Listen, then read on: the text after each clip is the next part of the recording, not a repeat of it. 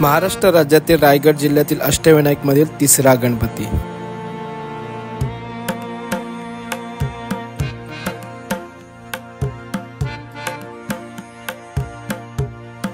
अष्टविनायक मधील एकमेव असे गणपती ज्याचे नाव भक्ताच्या नावावरून ठेवले गेले।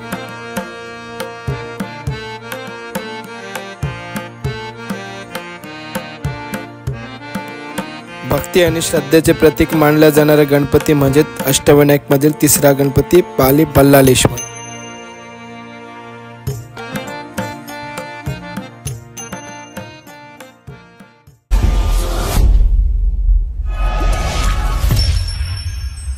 नमस्कार मित्रांनो, मी भूषण म्हात्रे पुन्हा एकदा आपल्या नवीन व्हिडिओमध्ये सहर्ष स्वागत करतो। आजच्या व्हिडिओमधून आपण आज दर्शन करणार आहोत ते म्हणजे अष्टविनायकातील तिसरा गणपती म्हणजे पाली बल्लाळेश्वराचं। बल्लाळेश्वर मंदिर हे मुंबईपासून 115 किलोमीटर तर पुण्यापासून 123 किलोमीटर अंतरावर आहे। पाली बल्लाळेश्वर मंदिरापर्यंत तुम्ही बस किंवा कारने जाऊ शकता।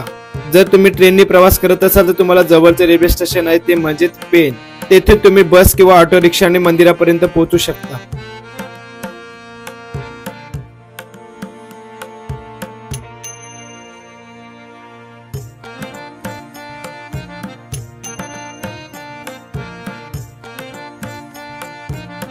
तर काही खाजगी कंपन्या अष्टविनायक टूर आयोजित करतात, त्या भाविकांना राहण्यासाठी अगदी माफक दरात भक्त निवास 1 व 2 अशा प्रशस्ती इमारती बांधल्या गेलेल्या आहेत।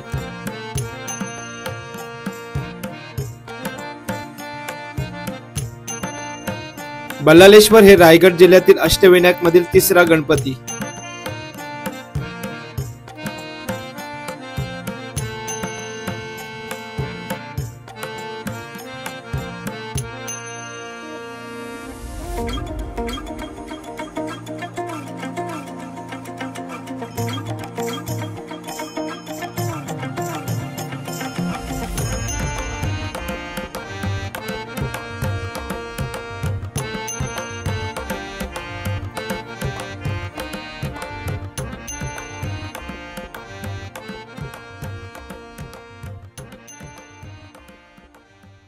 सुरुवातीला परंपरेनुसार प्रथम धोंडी विनायकाचे दर्शन घेतले।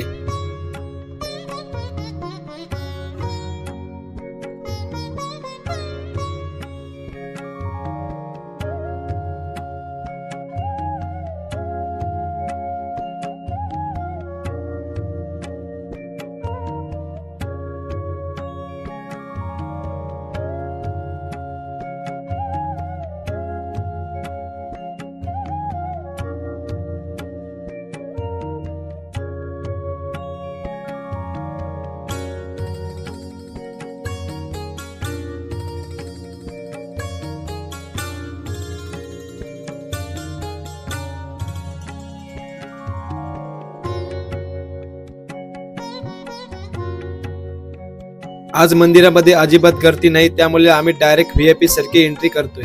मंदिरामध्ये गर्दी कमी असल्यामुळे आमचं दर्शन 5 मिनिटातच होऊन जाईल। भक्त बल्लाळ यांच्या नावानेच या गणपतीचे नाव बल्लाळेश्वर पडले असे सांगण्यात येते।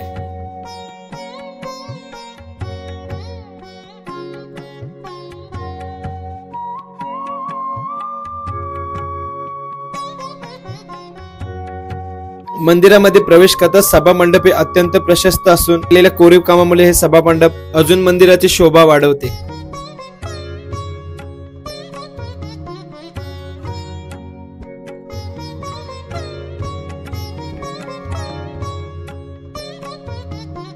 सुंदर महिरप तसेच लाकडावर कोरीवकाम असलेल्या सभा मंडपाची रचना पेशवे काळातील बांधकामाची आठवण करून देते।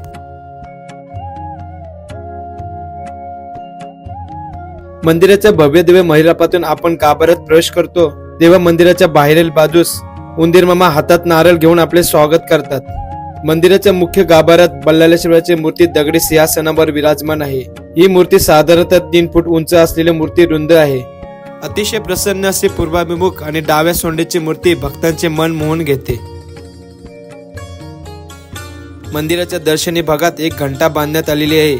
वसईच्या विजयानंतर चिमाजी अप्पांनी ही घंटा या मंदिराला अर्पण केली होती असे सांगण्यात येते। दुःख विघ्न निवारण्यासाठी हजारोंच्या संख्येने भाविक दर्शनासाठी येत असतात। या मंदिरामध्ये गणेश चतुर्थी, गणेश जयंती हे उत्सव मोठ्या उत्साहात साजरे केले जातात। मंदिरासमोरच पाण्याचे कुंड आहे आणि या कुंडामध्ये कासव, मासे आपल्याला पाहायला मिळतात।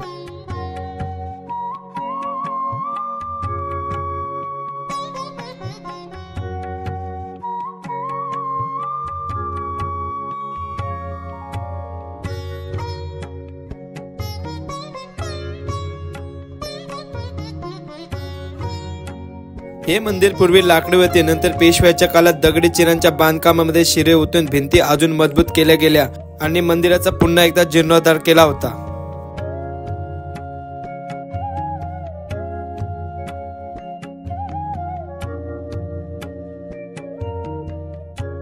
बल्लाळेश्वर या मंदिरामध्ये येणाऱ्या भक्तांसाठी दररोज दुपारी 11 ते 2 ह्या वेळेत फक्त 20 रुपयामध्ये जेवणाची सोय सुद्धा केलेली आहे। बल्लाळेश्वरच्या दर्शनासाठी येणाऱ्या भक्तांनी याचा लाभ जरूर घ्यावा। तर मित्रांनो, पुढच्या व्हिडिओमध्ये आपण कोकणातील काही प्रसिद्ध ठिकाणांना भेट देणार आहोत। जर मित्रांनो तुम्ही अजूनही माझ्या चॅनलला सबस्क्राइब केले नसेल तर सबस्क्राइब करून समोरील बेल आयकॉनवर क्लिक करायला विसरू नका, जेणेकरून पुढे येणाऱ्या व्हिडिओचं नोटिफिकेशन तुम्हाला मिळू शकेल। आजच्या व्हिडिओच्या माध्यमातून बल्लाळेश्वरचं दर्शन आपल्याला कसे वाटले कमेंटमध्ये जरूर कळवा। जर ही व्हिडिओ तुम्हाला आवडल्यास व्हिडिओला लाईक करून भरपूर प्रमाणात शेअर करा आणि पाली बल्लाळेश्वराचं दर्शन इतरांनाही घेण्याची संधी द्या। लवकरच भेटून नवीन व्हिडिओमध्ये। तोपर्यंत जय हिंद, जय महाराष्ट्र, जय जिजाऊ, जय शिवराय। बोला हर हर महादेव।